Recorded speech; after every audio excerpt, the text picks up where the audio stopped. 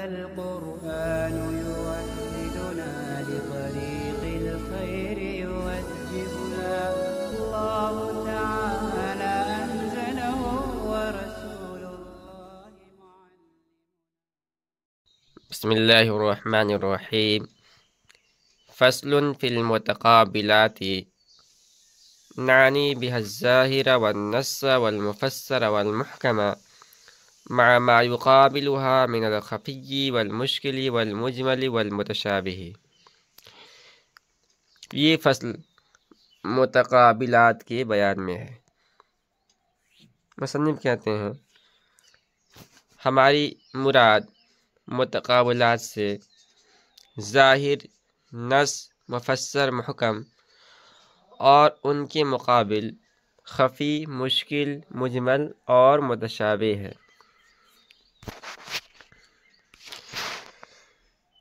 یہ فصل مصنف نے قائم کی ہے لفظ کی تیسری تقسیم ظہور معنی کے اعتبار سے بیان کرنے کے لیے۔ چنانچہ اس تقسیم کے تحت بھی 4 قسمیں ہیں۔ نمبر 1 ظاہر، نمبر 2 نص، نمبر 3 مفسر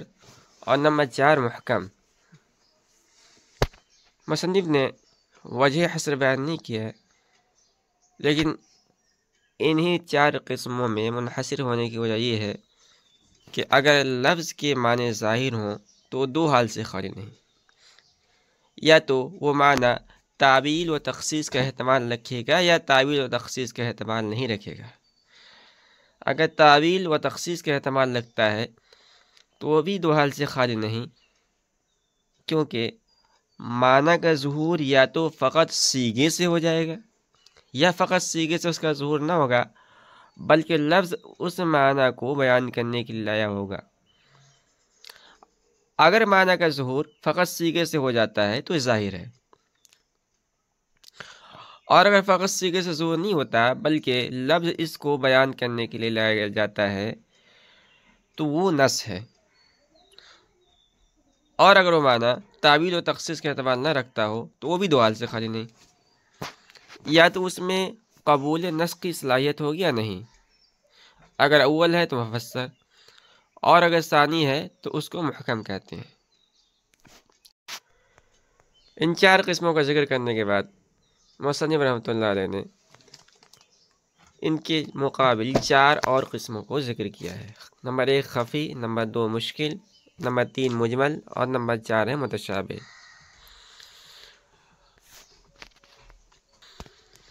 اور ان 4 قسموں میں منحصر ہونے کی وجہ یہ ہے کہ اگر لفظ کے معنی خفی ہوں تو اس کی 2 صورتیں ہیں۔ اس کا خفا یا تو نفس صیغے کی وجہ سے ہوگا یا صیغے کے علاوہ کسی عارض کی وجہ سے ہوگا۔ اگر معنی کا خفا کسی عارض کی وجہ سے ہے تو وہ خفی ہے، اور اگر نفس صیغے کی وجہ سے خفا ہے تو اس کی بھی 2 صورتیں ہیں۔ سیاق و سباق میں غور و فکر کرنے سے اس کا ادراک ممکن ہوگا یا اس کا ادراک ممکن نہ ہوگا۔ اگر اس کا ادراک ممکن ہے تو وہ مشکل ہے، اور اگر اس کا ادراک ممکن نہیں ہے تو اس کی بھی 2 صورتیں ہیں۔ متکلم کی جانب سے اس کی وضاحت کی توقع ہوگی یا توقع نہ ہوگی۔ اگر اول شق ہے تو مجمل ہے، اور اگر ثانی ہے تو متشابہ ہے۔ فالظاہر اسم لکل کلام ظہر المراد به للسامع بنفس السماع من غیر تأمل، والنص ما سیق الکلام لأجله، ومثاله في قوله تعالى أحل الله البيع وحرم الربا، فالآية سيقت لبيان التفرقة بين البيع والربا ردا لما ادعاه الكفار من التسوية بينهما، حيث قالوا إنما البيع مثل الربا، وقد علم حل البيع وحرمة الربا بنفس السماع، فصار ذلك نصا في التفرقة ظاهرا في حل البيع وحرمة الربا۔ فالظاہر اسم لکل کلام ظہر المراد به للسامع بنفس السماع من غیر تأمل۔ ظاہر ہر اس کلام کا کہتے ہیں جس کی مراد सामे को सुनते ही बगैर गौर व फिक्र के मालूम हो जाए। वन्नस्सु मा सीक़ल कलामु लिअजलिही, और नस वो है जिसकी वजह से कलाम को लाया गया हो। व मिसालुहु फ़ी क़ौलिही तआला अहल्लल्लाहुल बैअ व हर्रम रिबा, और उसकी मिसाल बारी ताला का इरशाद है अहल्लल्लाहुल बैअ व हर्रम रिबा, जिसका तर्जुमा है अल्लाह ताला ने बै को हलाल करार दिया और रिबा को यानी सूद को हराम करार दिया है। कह रहे फल आयत सीक़त लि बयान तफ़रीक़त बैनल बै व रिबा रद्दन लिमा दअाहुल कुफ़ारु मिन अत-तस्वियति बैनहुमा हैसु क़ालू इन्नमल बैउ मिस्लुर रिबा। कह रहे ये जो आयत है ये बै और रिबा के दरमियान फ़र्क बयान करने के लिए लाई गई है, कुफ़ार के इस दावे को रद्द करने के लिए जिसमें कहा गया है कि बै और रिबा में बराबरी है। चुनांचे उन्होंने कहा था कि इन्नमल बैउ मिस्लुर रिबा वक़द उलिम हिल्लुल बै व हुर्मतुर रिबा बिनफ्सिस समाई फसार ज़ालिका नस्सन फ़ी तफ़रीक़ति ज़ाहिरन फ़ी हिल्लिल बै व हुर्मतिर रिबा। और बै का हलाल होना और रिबा का हराम होना सुनते ही मालूम हो गया, लिहाजा ये आयत बै और रिबा के दरमियान फ़र्क के सिलसिले में नस होगी और बै के हलाल और रिबा के हराम होने के सिलसिले में ज़ाहिर होगी। इस इबारत में मुसन्निफ़ रहमतुल्लाह अलैह ने ज़ाहिर और नस की तारीफ़ बयान फरमाई है। चुनांचे कहा है कि ज़ाहिर उस कलाम को कहते हैं जिसकी मुराद सामे के सामने सुनते ही ज़ाहिर हो जाए, सामे को गौर व फिक्र करने की ज़रूरत न पड़े,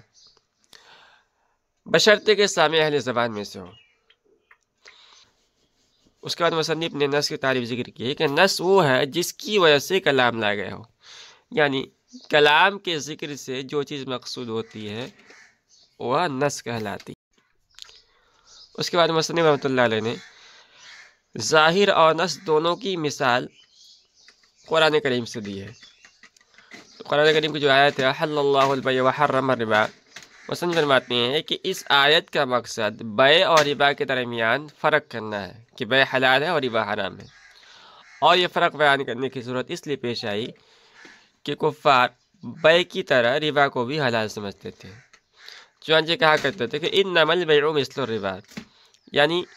ज़्यादती और फजल का फ़ायदा देने में दोनों बराबर है कि जिस तरह बै से ज़्यादती और फजल मकसूद होता है इसी तरह रिबा से भी ज़्यादती और फजल मकसूद होती है, लिहाजा हलाल होने में दोनों बराबर हैं। तो कुफ़ार के इस दावे का रद्द करते हुए बारी ताला ने फरमाया कि ऐसा नहीं है, बल्कि दोनों के दरमियान फ़र्क है और इसी फ़र्क की वजह से हमने बै को हलाल और रिबा को हराम किया है। तो आयत का जो मकसूद है बै और रिबा के दरमियान फ़र्क बयान करना है, इसलिए कहा जाएगा कि बै और रिबा के दरमियान फ़र्क बयान करने के सिलसिले में आयत नस है। और बै का हलाल होना और रिबा का हराम होना चूँकि नफ्सी समाज से बगैर किसी गौर फ़िक्र के बगैर किसी तामुल के मालूम हो जाता है, इसलिए ये आयत हिल्लत बै और हुर्मत रिबा के सिलसिले में ज़ाहिर होगी। वकज़ालिक क़ौलुहु तआला फन्किहू मा ताब लकुम मिनन निसाइ मसना व थुलाथ व रुबा सीक़ल कलामु लिबयानिल अददि वक़द उलिमल इतलाक़ु वल इजाज़तु बिनफ्सिस समाई फसार ज़ालिका ज़ाहिरन फ़ी हक़्क़िल इतलाक़ि नस्सन फ़ी बयानिल अददि वकज़ालिक क़ौलुहु तआला ला जुनाहा अलैकुम इन तल्लक़्तुमुन निसाअ मा लम तमस्सूहुन्न औ तफ़रिज़ू लहुन्न फ़रीज़ा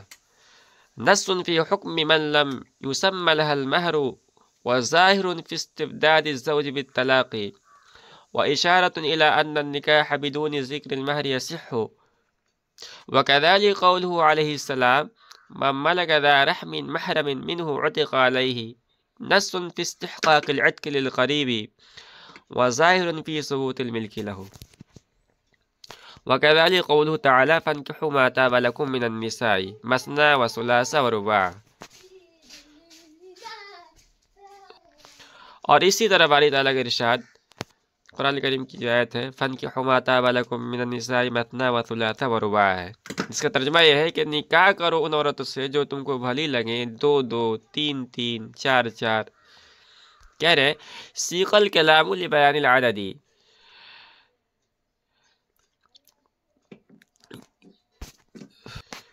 اس آیت کو بیانی عدد کے لیے لایا گیا ہے۔ وقد علم الاطلاق والاجازة بنفس السماع فصار ذلك ظاہرا في حق الاطلاق نصا في بیان العدد، اور نکاح کی اجازت اور اباحت اس آیت کو سنتے ہی معلوم ہو گئی، لہذا یہ آیت نکاح کی اجازت کے حق میں ظاہر ہوگی اور بیان عدد میں کے سلسلے میں نص ہوگی۔ وَكَذَلِكَ قَوْلُهُ تَعَالَى لَا جُنَاحَ عَلَيْكُمْ إِن طَلَّقْتُمُ النِّسَاءَ مَا لَمْ تَمَسُّوهُنَّ أَوْ تَفْرِضُوا لَهُنَّ فَرِيضَةً۔ اسی طرح بھائی تعالیٰ کا ارشاد قرآن کریم کی آیت جس کا ترجمہ ہے تم پر کوئی حرج نہیں اگر تم نے طلاق دی ان عورتوں کو جن سے تم نے جماع نہیں کیا اور ان کے لیے مہر مقرر نہیں کیا۔ نص فی حکم من لم يسمى لها المہر وظاہر فی استبداد الزوج بالطلاق واشارۃ الی ان النکاح بدون ذکر المہر یصح۔ یہ آیت اس عورت کے حکم میں نص ہے جس کے لیے مہر ذکر نہیں کیا گیا اور شوہر کے طلاق دینے کے سلسلے میں مستقل ہونے کے سلسلے میں ظاہر ہے، اور اس طرح اشارہ ہے کہ نکاح بغیر مہر کے ذکر کے بھی صحیح ہو جاتا ہے۔ وَكَذَلِكَ قَوْلُ عَلَيْهِ السَّلَامُ مَنْ مَلَكَ ذَا رَحْمٍ مَحْرَمٍ مِّنْهُ وَطِقَ عَلَيْهِ نَصٌّ فِي اسْتِحْقَاقِ الْعِتْقِ لِلْقَرِيبِ وَظَاهِرٌ فِي ثُبُوتِ الْمِلْكِ لَهُ۔ اور اسی طرح حضور پاک صلی اللہ علیہ وسلم کا ارشاد ہے کہ جو شخص اپنی ذی رحم محرم کا مالک ہو گیا وہ اس پر آزاد ہو گیا۔ یہ کلام قریب کے لیے آزادی کا مستحق ہونے میں نص ہے اور اس کے لیے ملک ثابت ہونے میں ظاہر ہے۔ یہاں سے مصنف رحمۃ اللہ علیہ نے ظاہر اور نص کی کئی مثالیں ذکر فرمائی ہیں۔ ایک مثال تو قرآن کریم کی آیت ہے فَانْكِحُوا مَا طَابَ لَكُم مِّنَ النِّسَاءِ مَثْنَىٰ وَثُلَاثَ وَرُبَاعَ، جس میں نکاح کا حکم دیا گیا ہے اور بتایا گیا ہے کہ جو عورت تمہیں بھلی معلوم ہو ان سے تم نکاح کر سکتے ہو، 2 عورتوں سے بھی کر سکتے ہو، 3 عورتوں سے بھی کر سکتے ہو، 4 تک کر سکتے ہو۔ مصنف فرماتے ہیں کہ یہ آیت بیان عدد کے لیے لایا گیا ہے، یعنی اس آیت سے اللہ رب العزت کا مقصود یہ بیان کرنا ہے کہ ایک مرد کے لیے زیادہ سے زیادہ 4 عورتیں حلال ہیں، لہذا بیان عدد کے سلسلے میں آیت نص ہوگی۔ اور لفظ فنکحو سنتے ہی چونکہ سامع کو نکاح کی اباحت اور جواز معلوم ہوتا ہے، اس کو معلوم کرنے کے لیے سامع کو غور و فکر کی ضرورت نہیں پڑتی، اس لیے کہا جائے گا کہ آیت نکاح کے حلال اور مباح ہونے کے سلسلے میں ظاہر ہے۔ خلاصہ یہ ہے کہ آیت اباحت نکاح کے سلسلے میں ظاہر ہے اور بیان کے سلسلے میں نص ہے۔ تیسری مثال دی ہے قرآن کریم کی آیت لا جناح علیکم ان طلقتم النساء ما لم تمسوهن او تفرضوا لهن فریضہ۔ مصنف فرماتے ہیں کہ اس آیت کو ذکر کرنے کا مقصد یہ ہے کہ جس عورت سے نہ تو جماع کیا گیا ہو اور نہ اس کا مہر ذکر کیا گیا ہو اور اس عورت کو تم نے طلاق دے دی ہو تو اس عورت کے لیے تم پر نہ تو نفقہ واجب ہے، نہ مہر مثل واجب ہے، نہ نصف مہر واجب ہے، بلکہ صرف متعہ واجب ہے۔ تو یہ تھا آیت کو لانے کا مقصد، لہذا آیت اس سلسلے میں نص ہوگی اور بغیر غور و فکر کے محض کلام کو سنتے ہی چونکہ بات معلوم ہو جاتی ہے کہ شوہر طلاق دینے مستقل ہے، وہ عورت کی رضا اور اس کی اجازت کا محتاج نہیں ہے، اس لیے یہ کلام اس سلسلے میں ظاہر ہوگی کہ شوہر طلاق دینے مستقل ہے، اس لیے یہ کلام اس سلسلے میں ظاہر ہوگا۔ آگے مصنف رحمۃ اللہ نے فرمایا ہے کہ آیت اس طرف بھی اشارہ کرتی ہے کہ نکاح بغیر مہر ذکر کیے بھی صحیح ہو جاتا ہے، کیونکہ اللہ تعالیٰ نے ان عورتوں کو جن کا مہر ذکر نہیں کیا گیا ہے محل تطلیق بنایا ہے، اور طلاق دینا سبقت نکاح کا تقاضا کرتا ہے، اس لیے کہ طلاق شرعی بغیر نکاح کے ممکن نہیں ہے، لہذا ان عورتوں کو محل تطلیق بنانا اس بات کی دلیل ہے کہ عورتیں منکوح ہیں اور ان کا نکاح درست ہو گیا۔ چوتھی مثال مصنف نے حدیث سے دی ہے۔ حضور پاک صلی اللہ علیہ وسلم کا ارشاد ہے کہ من ملک ذا رحم محرم منہ عتق علیہ۔ مصنف فرماتے ہیں کہ اس حدیث کو لانے کا مقصد یہ ہے کہ اگر کوئی شخص اپنے ذی رحم محرم قریبی عزیز کا مالک ہو گیا تو وہ مملوک محض خریدنے سے آزاد ہو جائے گا، خواہ وہ اس کو آزاد کرنے کا ارادہ کرے یا ارادہ نہ کرے۔ اور جب ایسا ہے تو کہا جائے گا یہ کلام اس سلسلے میں نص ہے۔ اور اس حدیث سے بغیر تأمل کے یہ بات معلوم ہو گئی کہ خریدار کے لیے اس کی ملک ثابت ہو جاتی ہے، کیونکہ ایک دوسری حدیث میں ہے لا عتق فیما لا یملکہ ابن آدم، یعنی اگر آدمی کسی چیز کا مالک نہیں تو اس کو آزاد نہیں کر سکتا ہے، جو اس پر دلالت کرتی ہے کہ غیر مملوک آزاد نہیں ہوتا ہے۔